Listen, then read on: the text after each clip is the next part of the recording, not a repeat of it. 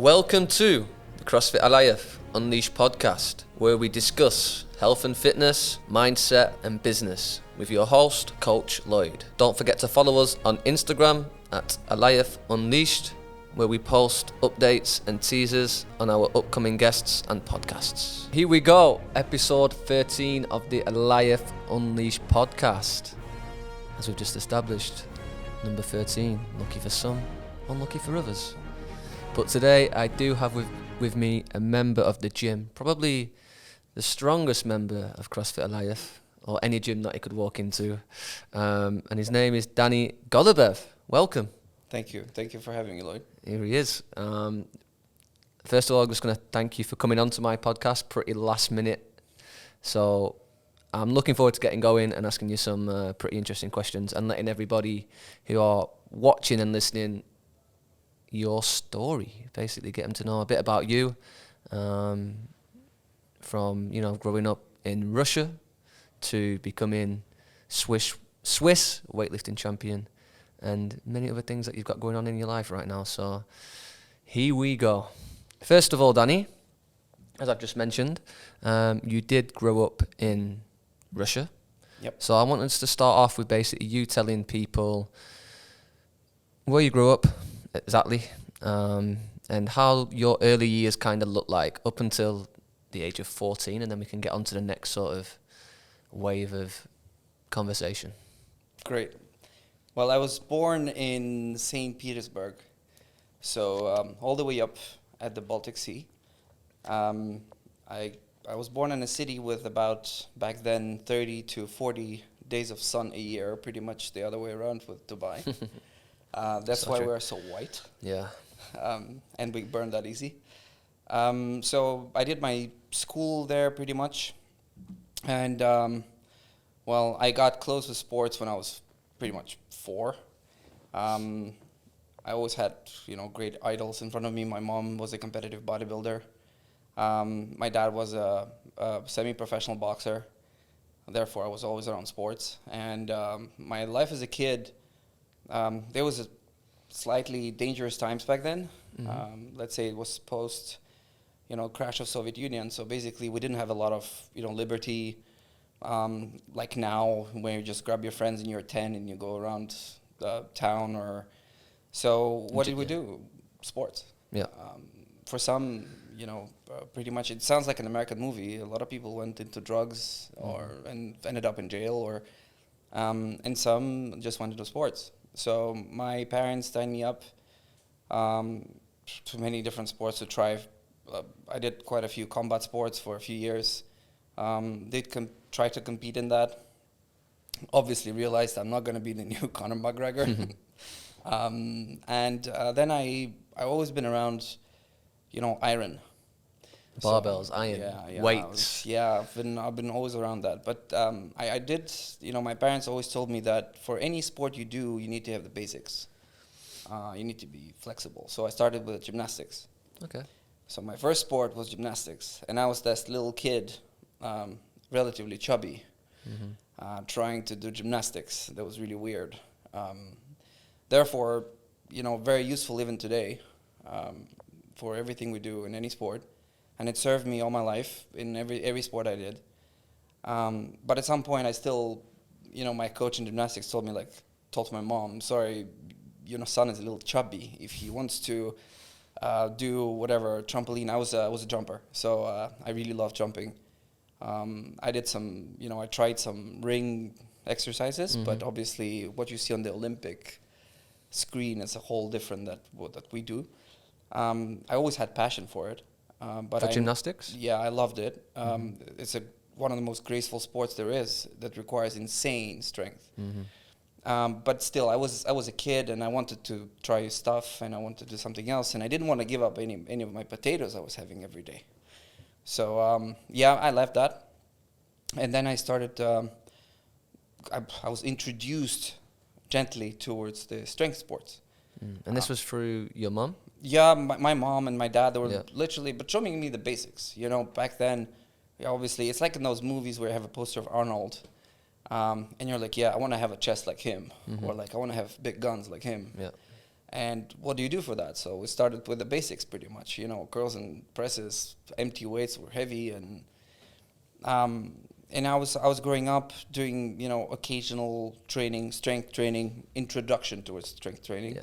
But I was still doing a lot of, combat. So I was doing combat sports, and I had my as well introduction towards team sports like rugby. I used to play a few years of rugby. That was a lot of fun. Mm-hmm. And since I was relatively chubby back then, it was actually useful in the field. Yeah, rugby.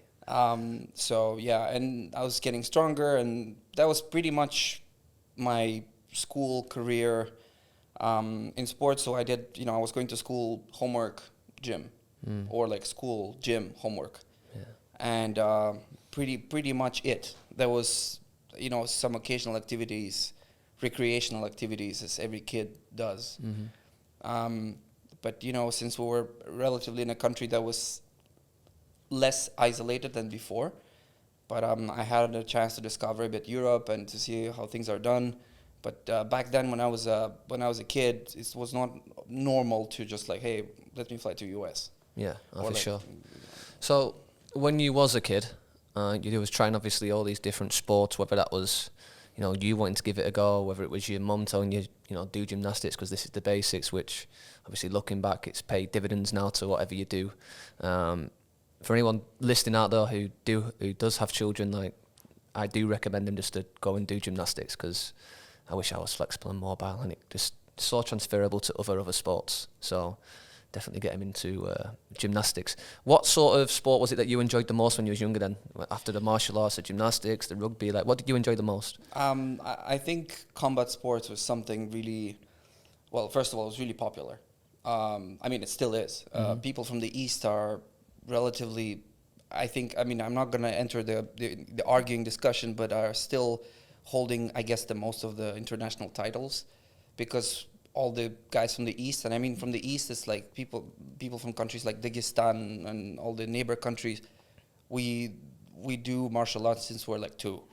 So I really enjoyed it because there was a lot of, young kids from many different places. There was a sort of exchange as well in learning. And when you're a kid and you start developing some sort of testosterone, you need to prove yourself. You need to show who's the big man here. Yeah. And obviously I was one of the smallest, because why not? And we had a lot of, I think that's the sport that I enjoyed very much. That was more impact hitting, so I didn't really like grappling or anything. It was more, impact training. It was a lot of fun, and therefore I trained a lot for my explosiveness, and that helped me as well today. Yeah, for sure. So, what was it like growing up with parents who was like competitive in sports, or like your mum, like you said, in bodybuilding, which, to be honest, it isn't that popular for women to be involved with bodybuilding, so that's something quite new there that somebody's probably not even heard of before, women doing bodybuilding. And your dad being like a semi-professional boxer or whatever it might be, like how was it growing up with these sort of parents? Did it motivate you, or did it make you feel like, was you pressured into having to find a sport for you? Like how was it? Man, that was amazing. For many reasons, actually. First is you see that level of commitment since you're a kid. And for you, this is normal. Like for me, it became normal. You need to have a discipline and a commitment. And if not, you're just not going to go anywhere. Regardless, by the way, if you want to get to the Olympics or you just want to have a good result in any sport you do. So it showed me from the start that if you want to be good at something, whether you compete or you do not compete, you just need to have that level of commitment. At any point of life, to be honest, because I've been seeing them having a kid, a job, obviously, especially back then, you didn't pay yourself, so they both had jobs. And, my mom was a doctor, and she still had time to pump the iron. So another thing I think that is great beyond discipline is, and I know it's fun, but it's a diet. Yeah, like, sure. Obviously, for us today, it's a subject that we speak about it all the time, nutritionists, diets and all. 20 years ago, I don't know, whether it's Europe, UAE, or US or anything, but in Russia, we didn't have a clear understanding what diet is. Basically, we had what we had and just eat it, right? Okay. And obviously, my mom had a clear understanding of what I should or should not eat to have that or that as an effect. And therefore, pretty much this serves all my life. I mean, from since I'm a kid, I know exactly what do I need for when, for what, and why. And I don't really have to struggle around it. Yeah. That, I think that's the two things. I mean, there's a third thing. It's a sport, any sport, it calms you down. When you do it, you do evacuate that level of stress, whatever it is. And we had that, any person is stressed. There's a lot of different levels of stress. And when we were meeting at home after training, all of us, it was nice and calm. And for me, I mean, I maintain this at home now that I'm a father myself, that we when it is a little, pressurized around, we like just go to the gym. Go and work out. Yeah, it helps for sure. I know that when I'm really annoyed about something, I just like getting on the assault bike and just doing a hell of a workout on the assault bike, and I feel so much better afterwards. Some days when you just wake up and you're just annoyed by anything and anyone. Yep. We have them. It's not like, obviously, like women, we have our periods, but for some reason, we just wake up and we're annoyed. Get me on the assault bike and, release some energy, and you feel a lot better afterwards. I don't know how people do cope without not working out. I don't know how people do it. Obviously, you wouldn't understand because you've been growing up with sports from the age of 4. So, apart from obviously your parents having some sort of good effect on you growing up and even now, was this sort of like supportive, encouraging, or was this strict? Was it like, okay, like this is what you got to do, this is where you're going, you have to do some sort of sport? Or was it kind of like, okay, let him find his own way? Like, yeah, he sees what we do. If he wants to follow the path of us, then so be it. But was it more of a let's push Danny down this path? What was it like? A bit of both. It's an excellent question, because, for example, my dad wanted me to become a fighter. Yeah. For obvious reasons. He was one, and he was, always telling me like, yeah, you go for it. You're good. You're strong. And then obviously my mom was more of a mediator. She was like, no, but let him try stuff. She was not for rugby though. That was my initiative. Why is that? Is that because of the head injuries or something, or?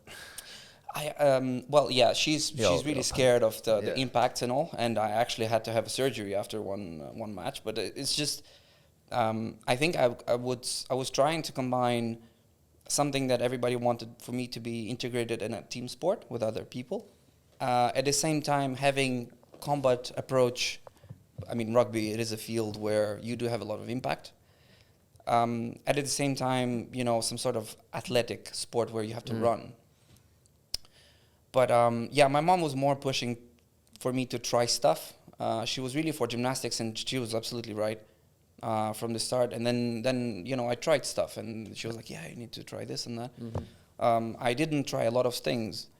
For example, simple things like we do not practice a lot of skiing, just because our mountains are, either too far away and they're not the same as Europe, and I discovered the sport when I was, a teenager, and I loved it, still do. Mm-hmm. So, but my dad was more like strict, I would say. I think that kind of works well, though, and I think most people, when you do speak to him, and they have obviously 2 parents, one sort of does play that role of, just a bit more relaxed, and one plays strict, and it sort of counterbalances things. And I think in the end, mate, I think what's happened is you did find your own sort of way to what is now your favourite sport, which is Olympic weightlifting. Growing up, when you said before you found yourself just going towards the iron sort of side, so the barbell, like what was it you first got into when you first discovered the barbell properly? Well, I started Olympic lifting a little later on, because the first time I did touch a barbell, I was like 11, 12. And I went to this gym. So the gym when I was doing gymnastics, it's called SCA. Basically, it's an Olympic center for the majority of the Olympic sports. And the gymnastics rooms was like you had to go through a long corridor, and then it was right. And then the Olympic lifting room was a little closer. So I was going, every time I was going to gymnastics, I was kind of peeking, inside. And I was like, oh, real dudes are training in. Yeah. And I was lucky enough to, meet and, know these famous lifters in person and train with some of them, like Vyacheslav Rigert, obviously Dmitry Klokov, Alexei Tarokhty, and all of these guys that are today Some of them are Olympic champion medalists, and I mean, 20 years ago they were famous people, but they were not there yet. Yeah. And I managed to learn a lot from watching them, training with them later on, going to their gyms later on as well, and I found it sexy. You know, I was like, oh, you know, it's a weird thing to say, but for me, I found like a snatch. I found it so nice. Yeah, I agree. When it's nicely executed by a beautiful technique. Like one of my favorite lifters, for instance, is Artyom Okulov.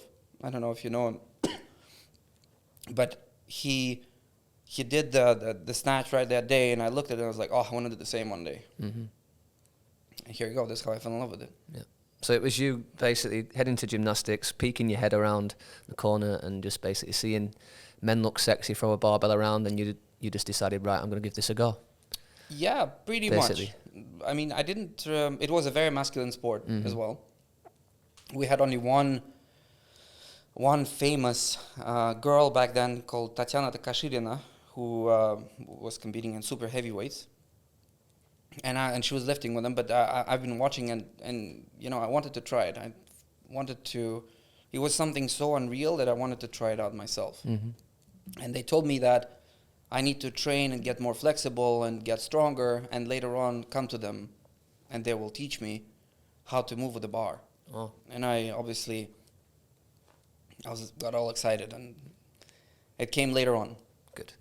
So from obviously when you was born in Russia to the age of 14, you was there. Yep. And then you moved to, just let us know where you moved to then at 14, where you went, and how weightlifting become a little bit bigger for you.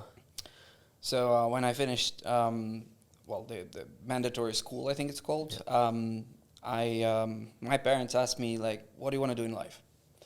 And it was like a challenge, and a lot of my friends back then were leaving to London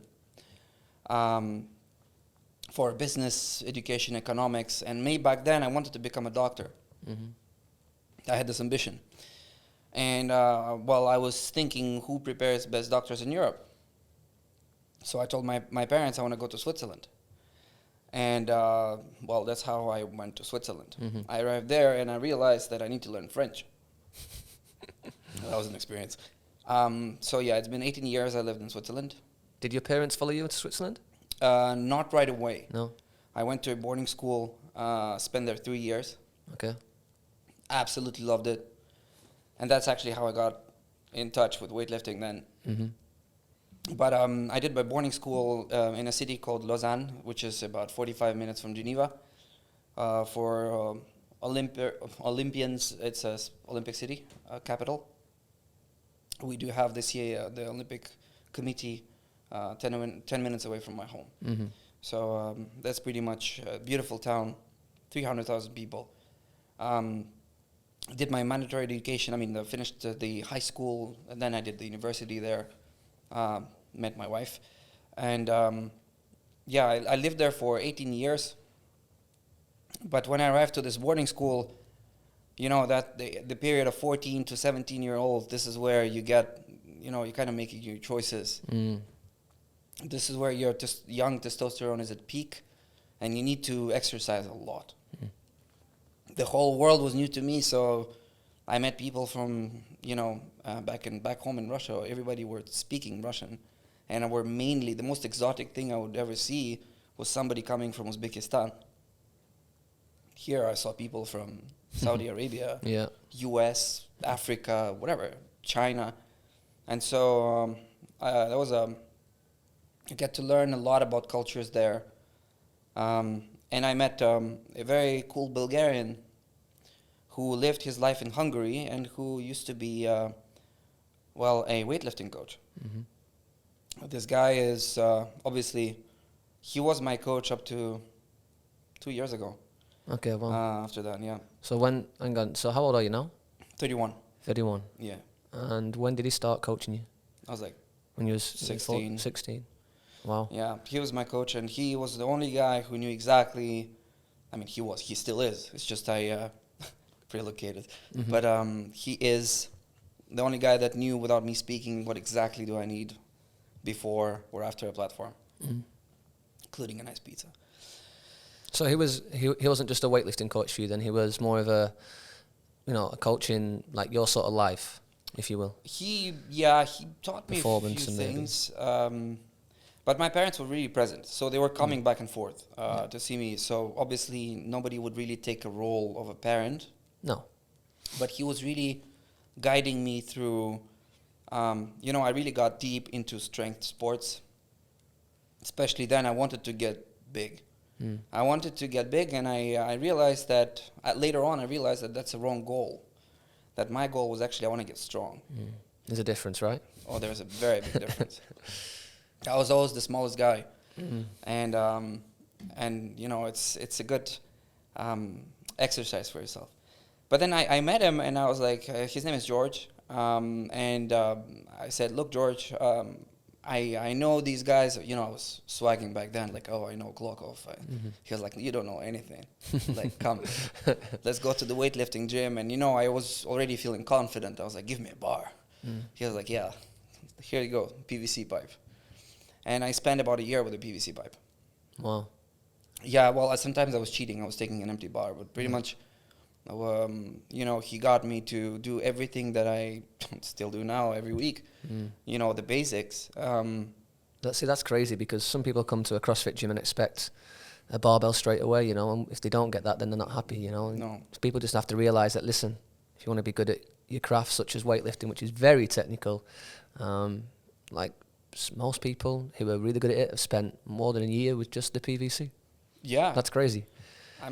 It is, for me, it's important to master the basics. And even then, and you ask me, I'm blessed to know people who've been doing weightlifting for 40 years or more. And even they will tell you, I do not master the sport. There's a reason why it's called an Olympic sport. It's very challenging. And it demands so much from you that you don't even understand. Strength is just a little part. Yeah. And to be fair, I spent a year with a PVC and a wooden stick, and doing a lot of, by then I thought, unnecessary stuff, which are related directly to either gymnastics or plyometrics. Jumping on a box. Yeah. I was like, why on earth do I need to jump on a box? And then I was doing some stuff like sprints and handstand push-ups. Like a lot of strict and deficit handstand. Like, why would you do that? Well, and then you do realize that all of that, there's a direct skill transfer. Yeah. So apart from, obviously, you and your weightlifting sort of, starting your career, if you will, at school, meeting these amazing coaches, what was you like at school? Like, was you just all committed to the sport and not really in your studies? Or, like, how was you as a 14 to 17-year-old kid at school in Switzerland? it's a good question. And be honest with us. Yeah, I am. I'm just trying to remember a few things. But obviously, I was training, so I was becoming stronger. I'm not going to say I was becoming bigger because I was always the little guy. But I wanted to prove myself, and I wanted to discover a lot. I mean, Europe is not Russia, so you don't get really into fights. Good thing. But, you know, you get to, I mean, what do you do between 14 and 17? You discover the opposite, you know, the females, and you basically, I got to interact with people from many, many countries, their cultures. That's a lot of things that I've really took advantage of is, you know, I've been lucky enough to be invited to people's homes and, you know, like, oh, you're like from Lebanon. Like, for example, I had a friend, direct example, my neighbor in the room was a Mexican. And his name is Humberto. And I was like, Humberto, I do not speak Spanish. I know nothing about your culture. And I'm really excited to learn. Because the only thing I've known is basically what's a taco and burrito is, whatever, but that's pretty much it. And I really was learning a lot about people's lives and cultures and religions and politics and many things I didn't have the chance to know when I was a kid. So I even went to Mexico to his home. And I loved it. Got poisoned with chili once, but I loved it. It was amazing. So I was not really a bad boy per se or anything. I was more, you know, discovering Europe, basically. Something I didn't have the chance before. Because people would take me, you know, for them, back then, a Russian boy was like exotic. Because when today around ourselves, we see a lot of people from any country, regardless of the language you speak. But back then, in a school, let's say there was 100 students in a boarding school, we were like 3 people speaking Russian. Today, you go to the same school, there's like 60. So we were exotic to people. So we were lucky enough that people would like to get to know us as well. So we had a real exchange. It was really cool. And we all did sports together. I loved it.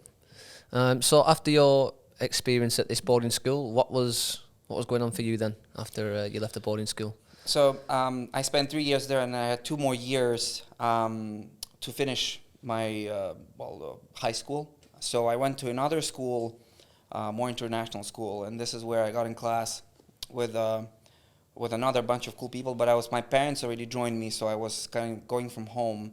So I had more time to do stuff I wanted to, like sports, and I had time to go to that gym. But this is the fun fact is this is where I arrived to. I was 17 actually, and I arrived in class with who is my sister-in-law. Okay. But back then she was just another person in class, and I spent 2 years there where there was a period where I wanted to party. You always go through that. Through the period where I put the sports a little on the side. I was still doing them, but I introduced something else when you're 18, which is nightlife. I feel like that's very important for someone like you as well, considering you've been brought up with sport all your life, and seeing how well your mum and dad did. Like, just to have that time away from that, just to experience it, and then come back to what you know. Because if you didn't do that, then it would have happened later on in life anyway. Like at 40. Yeah, so I do feel like that was very important for you to have. Yeah, no, I had a blast. To be honest with you now, like, I feel it was a little too much. Like, I was going out from Thursday to Sunday. I mean, that's just university life, right? For us English listening, or people that understand uni life, I mean, 4 or 5 times a week you're out and still studying. Wow. Well, that was much needed, as you say. Yeah. Like, I was still doing sports. I took a little bit of weight because obviously alcohol doesn't help, and I was never really eating junk food, but still. But that was it, and then I went to university. And this is where I said, okay, enough. It was cool to party 2 years. This is where I got an objective. I was like, okay, I want to compete. And I told that to myself, nobody else. Later on, I told to my mom, she was like, you're crazy, you need to study. Like, it's over. When you're a kid, you compete now. I was like, no, Mom. I want to get to it. And by then I was already snatching heavy weights, 50 kilos, super heavy weights, and clean and jerking, 65.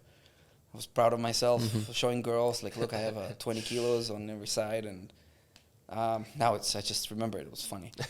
But I realized that slowly on my first, and I had a first university breakup, so I was like, okay, now I have all the time for myself. I can study and I can hit it. And I started training 3 to 4 hours a day. Wow. Yeah. Weightlifting. Yeah, weightlifting, strength. I still did a lot of powerlifting, except bench press. Because I was always bad at it. Still am. And I just loved pulling weights. I was like, you know what? I want to push myself. I'm 20. I want to push it. And I did push it. I got a few injuries along the way, but then 2 years later I started competing. Same coach, George. Yeah. I joined the Lausanne weightlifting club. So I was training at the university because we had a gym, very nice one, and then I joined the club. And you want to start to build your way up. Remember my first competition? That was a misery. That was a misery. I still have a few videos of it. I don't know. I think they gifted me the lift. I think it was really it was a present. You'll have to show me the video. I'll tell you what, we'll try and get clips of it and put it on the podcast. That's what we'll try and do. I did some sort of a deadlift. I stopped and then I did a hang clean, and then I almost touched my elbows, touched my knees, and oh man, I don't know how I survived on that lift. But I was my first time with a singlet. And okay, nice. So for those who know me, they know I'm a very big fan of Marvels, a very big fan. and I had a Captain America singlet. Mm-hmm. I've seen them. That was ridiculous. But Do you still have it now? I'm sure somewhere. I don't even know. But now, obviously, my singlet is black, and that's it. But it's just I was really proud of myself back then, and I was like, yeah, I want to do it. And then I got beaten up. I mean, I lost. I was the last dude on the platform in my body weight. And I was like, nah, that's unacceptable. So I started getting stronger and started lifting more. And I took, seminars, and I learned from the best. I got really lucky to learn from one of the best weightlifters in the world. And that they seen my body the way other people didn't, and they adapted the technique to me. And for example, I never split jerk, ever. Mm-hmm. Not because I don't know how to do it, but because I'm really uncomfortable. And I know that Bo Bergener will be listening to this, and he will insult me for it because he's been trying to make me split for like 6 or 7 years, and it's just not going to work. And those people, they adapted me to weightlifting in the way that I would be comfortable and feeling strong in the positions. And I started getting stronger. And I think 2 years later, I won my first competition. My mom did me a feast. Yeah. That was an amazing day. And then I did more in competitions after that. Yeah. How was it after you joined the weightlifting club to your first competition? How was your training? Because I've heard stories of, like the Chinese, for example, like over there, it's just like crazy, like from the schools, they're doing a lot of crazy stuff to obviously try and get these kids that's from 4 years old to 21 to get to the Olympics. Like, was it really intense, like at this weightlifting club, to the point where it's like, if you want to go to the Olympics, then these are the sacrifices you've got to make. This is what you've got to do. Like, how was it for you? Well, look, to be honest, I did not join the gym with the saying I want to go to the Olympics, because I knew that at that time it was already a little too late for that.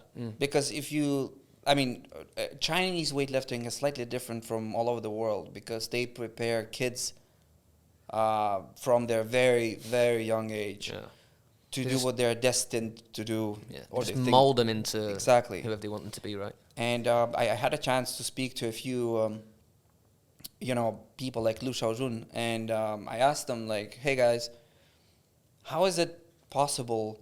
And how, like, you guys are amazing. I love your technique and your body type and everything.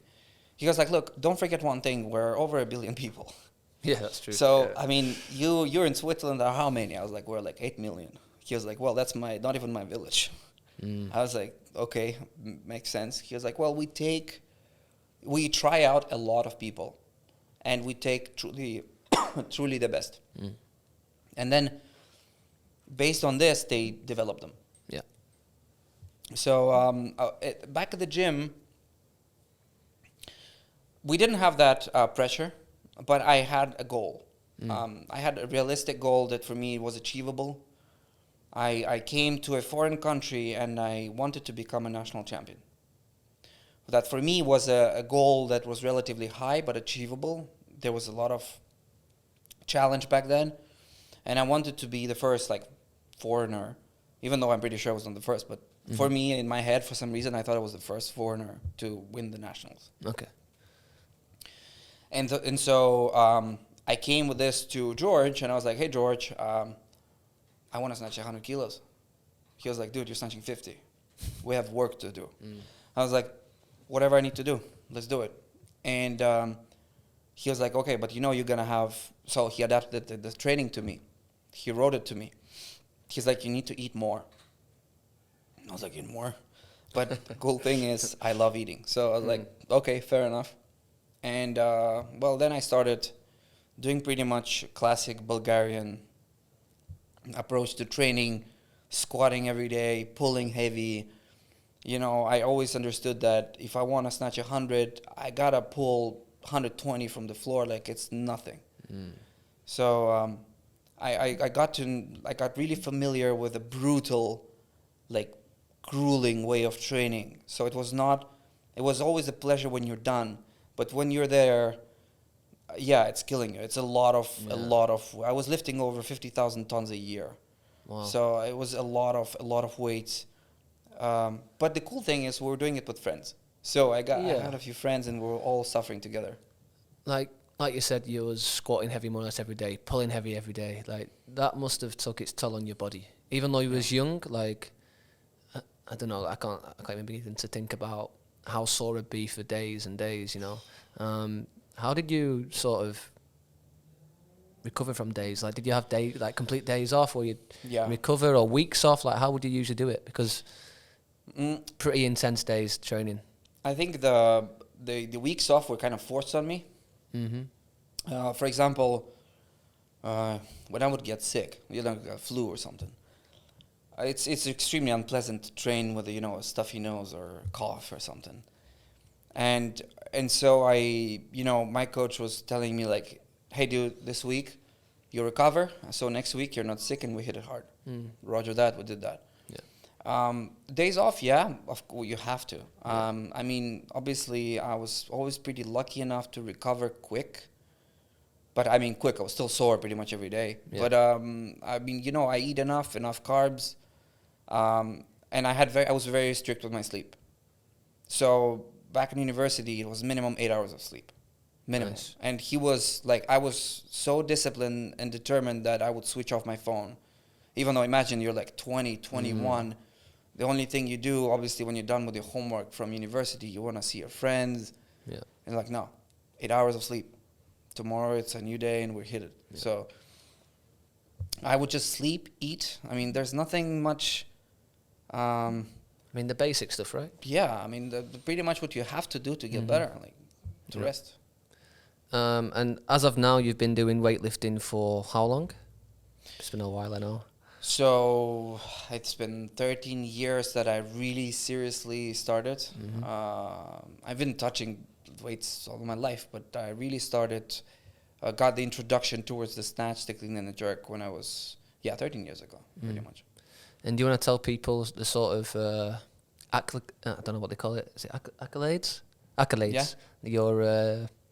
Your achievements. What have you achieved in weightlifting so far that that you're pretty proud of? So I don't really like to brag about it, but come on. I mean, nothing crazy. I got the national championships. I was the last 77. So as everybody knows, it's a sport where you compete in your body weight category, and the IWF changed the body weights for men. I don't remember exactly what year, but not too long ago. And I think about 5 or 6 years ago. And 6 years ago, I was the last champion in under 77s in my country. Then they switched to 81s. I won quite a lot of regional championships, invitationals, and I won a lot of it. I mean, locally. Yep. I'm not gonna brag that I didn't go to Europeans, I didn't go to World Championships or the Olympics.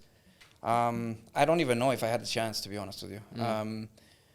But the reason as well is because I found something more gratifying, and something that I really loved about the sport is when a few youngsters came to me at university and they're like, can you teach me? And I was like, dude, I don't know how to teach you this. And then we worked on this a little bit. They were like 3 or 4 years younger than me. And I was like, look, that's how I do it. It's not perfect, but that's how pretty much it works. Yeah. At least you was honest. Yeah, I mean, look, I'm telling you, today or in 10 years from now, nobody's perfect. But it's the best. You always need to try to make it look sexy. So I was like, it needs to look easy. And I just started showing them stuff.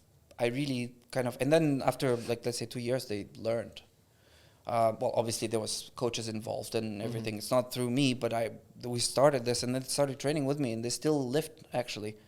They're members of the club, and I found the satisfaction into integrating, or as you call it today, coaching a few people about how to lift a barbell overhead. There's one thing I forgot to tell you, actually. Go on. It's at some point about 7 years ago, 6 or 7 years ago, when I was competing in weightlifting, and I was like, you know what? Let's try powerlifting. That was fun. I did two. So apparently there's a lot of federations, and I did compete in this thing called Swiss Drug-Free Powerlifting Federation. So it's a longer version of the IPF, and the drug-free because everything is supposed to be drug-free, but we know the strength sports are not really drug-free. All the athletes are normally tested like all the time. I was tested regularly. Yeah. Sunday morning, 6 a.m. It was horrible. But I wanted to give it a try. Like strength sports, my body weight was like 73 kilos. I had 7% of body fat. Wow. Yeah, it was not healthy. I repeat, that is not healthy. Yeah. But I was, looking good, feeling strong. And I won actually twice the Swiss Nationals on a deadlift because it really sucked for me on the bench press. But that was the only two times that I wanted to pull it because that was not for me. That was it's an amazing sport, but just not for me. A nice experience, right? Something different. Yeah. So obviously, like the physical side of training, becoming some sort of weightlifter that you have been, is physically it's pretty hard. But what about mentally? Like, have you always been mentally strong, or did you gain a strong mindset from weightlifting? Like, how hard was it mentally on you? No, it's not always easy. None of the sports, especially if you want to do it competitively, it doesn't matter really the level of the competition. You have to put more work than somebody, that would come in for pleasure. Because at some point it's still a pleasure, but it becomes almost your work. And there are days that you're, stronger than other days, more motivated than the other days. You slept better or worse. You didn't eat enough. You had an argument with your, girlfriend. You had, an argument at home, or just raining or snowing outside. So obviously for me it was a little difficult many times because obviously, as a teenager, you're like, I'd rather be, with my girlfriend at the movies, or with my friends at the bar, or, all my buddies were playing, soccer or rugby, and I was there lifting weights alone. Yeah, I guess it's a lonely sport, right? Yeah, it is. It is. I spend a lot of time in an empty gym, dark gym, after 10 p.m. when it's snowing outside and it's cold. Like, that is not sexy. But the actual thing is, it's so gratifying. You feel so good after you're done. Like you moved one step closer to the goal. Yeah. You need to have a goal. Otherwise, it's just... So is that all you told yourself then? Like when you was training, was like, I need to get to this goal. Like this is what was going through your mind, or how did you keep motivated and disciplined on that, on that journey? I think a few things. I always had in every story, there's a good and a bad guy. And I had my competition in my bodyweight class. So I was like, I want to beat that guy. And I bet that right now he's training and I'm not. So I better take my ass and get to the gym. And that helped me out a lot because I really wanted to be the best. I wanted to have the gold medal and bring it home, and that was one thing. And I just wanted to get stronger. Like every time I was climbing up, I was like, today I'm going to pull 200. Like today I'm going to do this. I'm going to snatch 100 or 110 or whatever it is. And I want to get there, and I want to just do the job, become better, because the ultimate goal is the gold medal. Yeah. So it worked for me. It worked for you. And, all these medals that you did win, national and district titles and so on and so on. What happened once you'd done with winning? Once you sort of got to your goal, what happened? At first you're like, okay, done it. What's next? And then you always tell yourself, like, it's either you go further, you need to abandon your job and become really a professional to compete at like Europeans, Worlds, whatever, if you're good enough. And or you maintain them in a course of life, because obviously I did my education and I went for my master's, and I met my girlfriend, today's my wife, and obviously you have, let's say, not your really priorities change, but you had less time suddenly.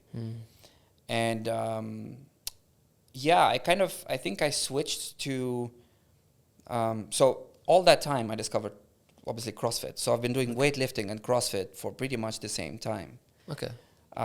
Maybe CrossFit a year or less. Mm-hmm. But so, I was always integrated in the community, and, I said, like, okay, I did, achieve my goals this year. I lifted the bars I wanted. Like, maybe now I want to, get better in my cardio. Well, that's a bummer. Still didn't work. But Still working on that at the gym. Still, yeah. But at least it's my constant goal. Yeah. On a long run, like, I want to get better in this. I always liked gymnastics, and I always, I love strength sports, but like this element is the one that I'm working on now, because that's just something that I hate, and it's something that, motivates me to get better.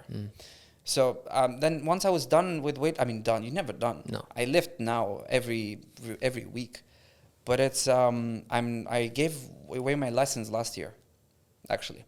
What do you mean? I gave away my license to compete locally in Switzerland. Oh, your license, okay. Yeah.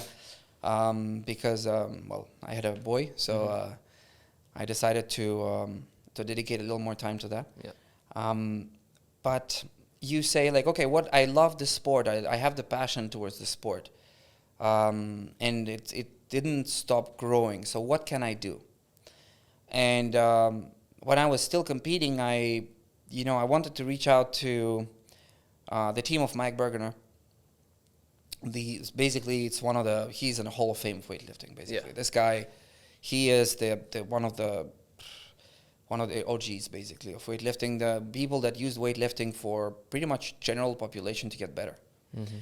And I got lucky enough to do the CrossFit weightlifting course, where in Paris. That was an iconic day for me, because that same morning I was having breakfast at the hotel, and I met, on my right, there was Arnold Schwarzenegger sitting with his son. Oh, wow. Yeah, I know. It's stayed engraved in my memory. And then I went to the seminar, basically. And I went to Mike Bergener's son's seminar, whose name is Bo Bergener, who is today the CEO and of Bergener Strength, or otherwise called CrossFit Weightlifting. And I took level 1 to be better at teaching others how to lift. Then I did a year later level 2 to get, obviously you have more material. And then I met a lot of cool people. We lifted, we're all meatheads in the end. We just love to lift stuff. And we've been in touch. And then he invited me on his team. I started slow. I started, just demoing stuff. And then I, went up gently last year. So now it's been almost 7 years we're together. I'm on the team of CrossFit Weightlifting. And I became a lead coach last year. I'm giving seminars and mainly we are educating coaches to coach their athletes at their gyms. Okay. So I have 2 approaches that I love. I will teach you how to lift, but the most difficult, I will teach you how to teach weightlifting, and that's the whole other. That's what we're about. And it's so far it's an amazing journey. We're educating so many people from. Right now he's in Bali, taking care of the Asian market. I'm in Europe now. I'm here. And we have coaches all over the world. So Is this doing the CrossFit weightlifting, or is it through Bergener Strength, or both? So it's CrossFit weightlifting. Yeah, okay. Yeah. So Nice. it's just it's a lot of fun over 2 days that you have, because obviously CrossFit has a lot of courses, the SMEs. So there's those who do gymnastics, for example, a beautiful course. There are those who they do endurance, for example, for running and all of that. They used to be strongman. I'm not sure there is anymore. They used to be, yeah. I don't think so. And the CrossFit weightlifting is one of the oldest as well, and it stayed. And it's very popular. We write programming as well, so mainly for gyms, for weightlifting classes. We are the ones, for example, Sage, the sister of Bo, as well. She writes with Bo and a whole team. They write programming for Mayhem. Okay. So for CrossFit Mayhem, So we're trying to be very involved in the world of weightlifting and CrossFit. We're present at sanctional events. I mean, the semifinals. Our team is present during the games as well, and we know the importance of weightlifting in the world of CrossFit, because thanks to CrossFit, weightlifting became popular again. For sure. I mean, coming back to when I was a kid, weightlifting was not a very popular sport. Like, I'm pretty sure that people are over 30, they don't remember much of weightlifters when they were kids. Not at all. And now it's like, oh, I know all of these names from the 80s, because CrossFit helped a lot. So we're very, me and we're all very grateful to it for that. That sounds like a really cool job. Getting to travel the world a little bit, enjoy your weekends. It's fun. I don't know how you get away with it with your wife, And, she travels sometimes. A very understanding wife. That's great, mate. I understand you're doing something with our gym soon. Is that right? Yep. Are we allowed to talk about that? Because I've not heard anything about it. Well, tell us a bit about that. What's going to go on? Mid-October, we're doing a CrossFit weightlifting level 1 course in CrossFit Alliance. Damn. So we're planning to be, so it's going to be a fun weekend. So it's a 2-day course, Saturday and Sunday. We're going to, obviously day 1, it's more about the snatch. Day 2, about clean and jerk, and a lot of cool stuff, accessories and activities and workouts. So it's going to be a full day, and I think CrossFit, Alliance, and, in the Middle East, they could really see some different schools of weightlifting as well. And I'm really looking forward. I think it's, if I'm not mistaken, it's 14th and 15th of October. Okay. It's a weekend. If I'm not mistaken, it's not in front of me, but it's mid-October. We'll see the team. I think we'll be a few of us coming here, and eventually maybe even Bo from Bali. He will come come here to visit. And we'll just make it, a nice weekend of pure weightlifting. Right. I'm actually looking forward to that. I think I'll sign up myself. Unless I can get a bit of Wasta and don't have to sign up and just come in. Because that's Dubai for you. You're always welcome. What is it you're doing now then? Like, tell me what is it Danny's doing with his life right now, apart from obviously being a great husband and a great dad to your newborn son, like 1 year old now? He just turned 1 year. Yeah, that's crazy. So what do you do now? Tell us. Well, I'm working with my family. So we're very active in the field of real estate. So we're developing, acquiring, and basically building. We're commercial builders of real estate, whether that's residential or commercial, in 3 countries. And I have so I did my studies and I joined my family business. And I relocated with my wife and son to Dubai about a year ago. I mean, permanently, right? Because he was back and forth for a while. Yeah? I mean, I've been coming to Dubai for 20 years. So I remember I told you Russians didn't really see Europe much. Well, Russians were really, really welcome to UAE much. Yeah. So we really, I've seen my first time when I think I've been here for the first time when I was like 10. Oh. So, and I always loved it. And I said one day I want to be back. Yeah. And the cool thing that, all of that, what happens in the world, Dubai developed so much that I wanted, now to show it to my wife. And she loved it. Or I hope she loved it. We moved here a year ago. So we spent about 6 months here and 6 months back home, and it's too hot. I know it's beginning of July, but it's already really hot. But so we relocated a part of our business here, and we take care of it here when we're here, and obviously back home as well. So when you're back home, it just takes care of itself, or is somebody else doing it for you? Well, I'm lucky enough to have a pretty large family, so we always rotate. Nice. So we're very, separated in tasks, but we're very multitasking too. So I can always call my father-in-law or my dad or my sister-in-law or my wife. Yeah. She's a tough cookie, so she can handle business. I've seen that. I've seen her at the gym. Yep. Very tough. Yeah. How are you finding CrossFit Alive, you and your wife? Oh, well, I've not seen you in the gym since this week. I've not seen you for a while. Well, because I've been home. Ah, okay. Well. So I left at beginning of May, and I just came back for this week. To be fair, for me, I haven't seen a lot of Middle East. So I've been to Qatar eventually. I've been to Israel. But for me, so I cannot really compare this gym to many gyms in the Middle East. So that's what I'm saying. I see. However, I've been to over 50 or 60 gyms across the world, whether it's in US or, in Europe or in Russia or in Asia. And honestly, in many different ways, this gym for me, it's the most, developed, community organized, and with a lot of potential. Yeah.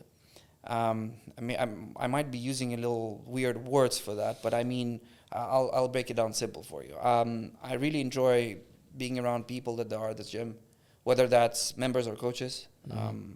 I can always, crack a joke, or you can always be very, very comfortable. I love the space itself. I love the equipment. Yeah. I mean, as a weightlifter, first thing you look at is the brand of the barbells. And, working with the Lyco for years, I really enjoy, even in a regular class, just grabbing an Lyco bar and just playing with it. Yeah. I don't think many members understand how lucky they are to have those bars. Exactly. No, but that's what I meant. I mean, I've been to, my wife and I, we went to Miami a few years ago, and we've been to this gym, very known and all. And, at some point I had to put on gloves. Wow. So much rust there was in barbells, yeah. and the actual, this gym is so maintained, is being developed, and the mindset there is. I love superheroes, right? I remember Marvels. I love that. So I just love everything that goes around it. I love the fact that I can, come anytime, just sit even on the computer and work, or chat with people. I learn constantly. I train with, coaches. I constantly learn new stuff, and I have a lot of fun. Nice. So yeah, I must. I don't like to compare, to be honest, but this is. But it's good to hear. It's very reassuring for us as coaches, and I guess James is listening, and maybe Hesser as well. So it's very reassuring that we are doing things the right way. And considering you've had so much experience with boxes, then I do not know if I can say, or I'm capable enough evaluating if you guys are doing the right job or not. I mean, there's many factors that will tell themselves, and I'm pretty sure doing a very good job. It's just me, it's the first time I walk across the gym as a regular member where, I mean, I just can come in and enjoy myself and look around, and, everybody's smiling, everybody's happy. And, everybody was telling me, it's so difficult to integrate and speak with locals. They're so out of reach, and I was like, nah, it's not true. At that gym, I cracked the very same jokes with, I have a few local friends. They're amazing people. Yeah. We're just, and they came to me and they're like, hey, I want to lift with you. I was like, sure, man, anytime. And you have a lot of very strong guys. You come in and you see really strong people. I love it. Sure. I feel like if anyone does want to grab Danny for a quick weightlifting session now, when you do actually see him at the gym, I guess he'll be happy to maybe take you through a quick 10-minute snatch session, give you some tips and pointers like he has done with me before.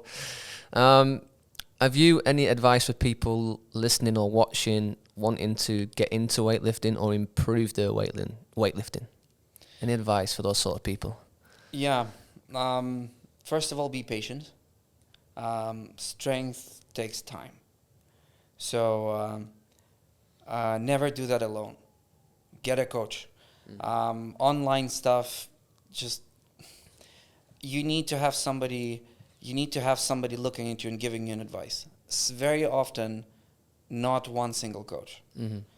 Because I always like to ask my friends or colleagues, hey, what do you think about that? Because it doesn't mean you're not. It's like medicine. It's not exact science. It's not, maybe for you what's comfortable, it's not comfortable for me.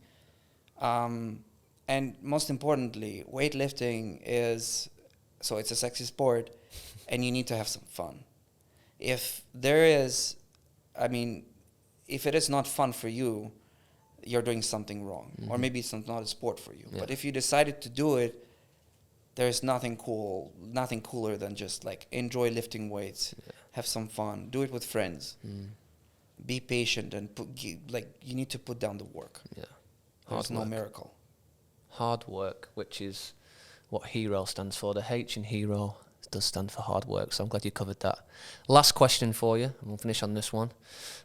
If there's one piece of advice that you could tell your son when he gets older, nothing to do with weightlifting, just in general, what would that be? Keep your eyes open. Do you want to carry on? For every opportunity to get better in life, in anything you do, business or business or sports or relationships, keep your eyes open, be open to people, encourage exchange. I was lucky enough to come from a country that 3 years before my birth was on a complete lockdown.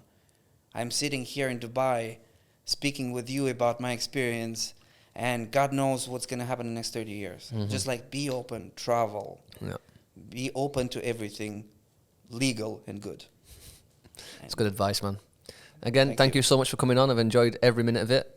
Thank you for having me, man. Enjoy your travels next week. Thank you. A big thank you to our main podcast sponsor, Practical, for supplying guests with some tasty snacks, and you guys for watching on our YouTube channel. Please subscribe and let us know what you think by dropping a message in the comment section below.